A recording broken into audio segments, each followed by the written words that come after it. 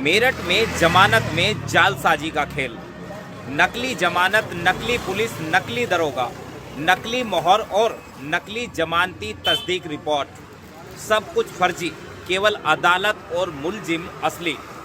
7.5 करोड़ रुपया के फर्जी स्टाम्प घोटाले में जेल भेजा गया स्टाम्प वेंडर ने न्याय तुलिका हाथ में लेकर इंसाफ करने वाली अदालत को ही ठग डाला।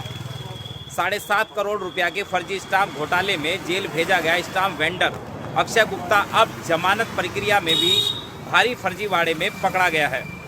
आरोपी ने 6 मुकदमों में जमानत लेने के लिए न सिर्फ नकली जमानती बनाए बल्कि पुलिस की फर्जी मोहर, फर्जी दस्तावेज, फर्जी हस्ताक्षर तक कर डाले। यहाँ तक कि जमानती तस्दीक रिपोर्ट में भी ऐसे दरोगाओं के नाम और हस्ताक्षर लगाए गए जिनकी उस थाने में कभी तैनाती थी ही नहीं, जो कभी मेरठ जिले में तैनात रहे ही नहीं। माने वो दरोगा भी फर्जी, वो पुलिस भी फर्जी। देखिए, स्टाम्प घोटाला हुआ था 2024 में और इसमें विभिन्न थानों में जनपद के मुकदमे पंजीकृत हुए थे। इसमें एक आरोपी अक्षय गुप्ता था जिसने जेल भी गया था और अपनी जमानत कराने के लिए इसने विभिन्न थानों पर कुछ जमानती तस्दीक कराने के लिए भेजे थे। एसीएम 10 कोर्ट में इसने जमानती लगाए थे जो इसकी जमानत लेने वाले थे।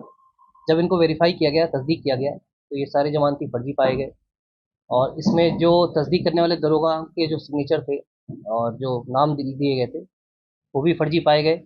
इसमें थाना लालकुर्ती और थाना टीपी नगर से एक हरपाल दरोगा एसआई का नाम लिया गया था और रंजीत दरोगा थे, उनका नाम दिया गया था।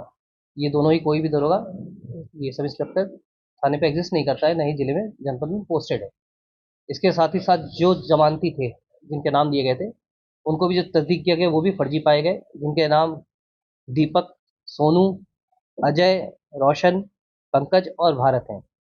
इनमें जो जमानत जो ये थे वेरिफिकेशन के लिए जो फॉर्म आए थे उस पर जब सिग्नेचर चेक किया गया और जो मोहर चेक की गई, जो वकील थे, तो वकील जिनका नाम नबी हसन जैदी था वो मोहर भी फर्जी पाई गई। अब तक अभी कोई ऐसा वकील हमें नहीं मिला है।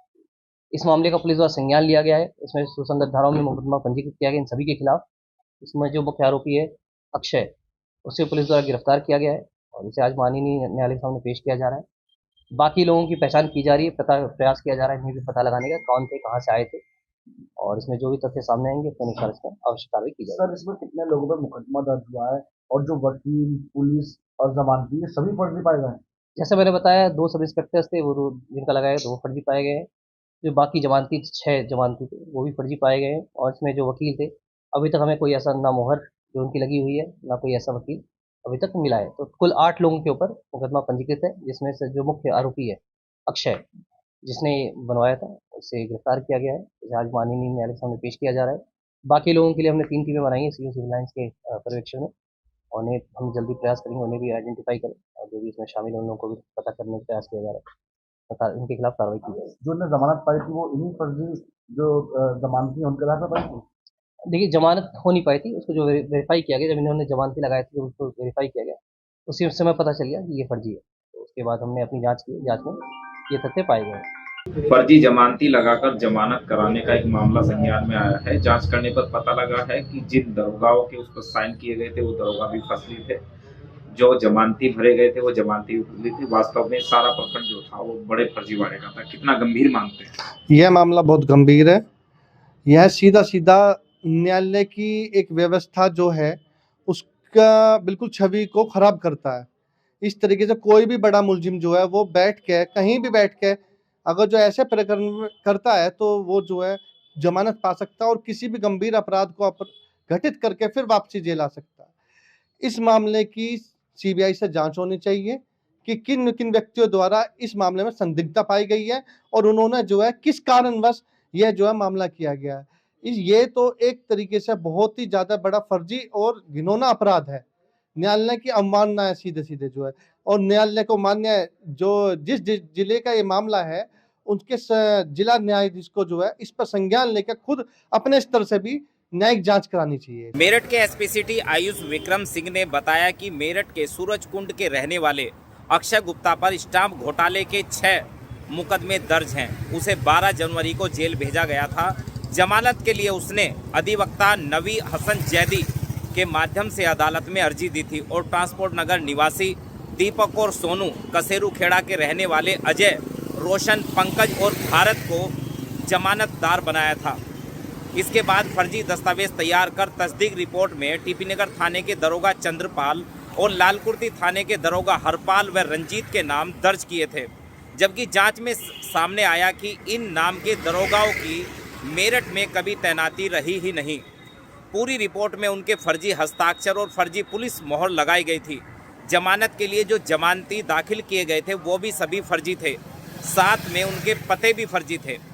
धोखाधड़ी खुलने के बाद अदालत ने उसकी जमानत तुरंत खारिज कर दी। इसके बाद आरोपी हाईकोर्ट पहुंचा, जहां से आदेश मिला कि 2 जमानतदारों पर जमानत दी जा सकती है। हाईकोर्ट आदेश के बाद लोअर कोर्ट से उसे जमानत मिल गई। फर्जी जमानत घोटाले का खुलासा होने पर सिविल लाइन थाने के दरोगा अंकित कुमार की शिकायत पर अक्षय गुप्ता के खिलाफ नया मुकदमा दर्ज किया गया। पूछताछ में आरोपी अक्षय ने बताया कि यह पूरा खेल उसने अधिवक्ता नवी हसन जैदी के साथ मिलकर किया है, लेकिन पुलिस के अनुसार उस अधिवक्ता की पहचान अभी स्पष्ट नहीं हो पाई है। जांच में सामने आया कि अधिवक्ता भी नकली है और उसकी मोहर भी नकली है। पुलिस इन पहलुओं पर जांच कर रही है कि अक्षय गुप्ता ने अभी तक किस किस व्यक्ति की जमानत फर्जी तरीके से कराई है। जमानत कराने के लिए जिन जमानतियों के आधार कार्ड दाखिल किए गए हैं, वास्तव में वो कौन और कहां के रहने वाले हैं। मेरठ से अरुण सागर, न्यूज नेशन के लिए। मेरठ से अरुण सागर, न्यूज स्टेट के लिए। जहां भक्ति है हर शब्द में, कथाओं में छिपे हैं दिव्य रहस्य और ज्योतिष देता है जीवन को दिशा। धर्म से जुड़ी हर बातों को जानने के लिए हमारे चैनल स्तुति को सब्सक्राइब करें। चैनल पर जाने के लिए इस लिंक पर क्लिक करें।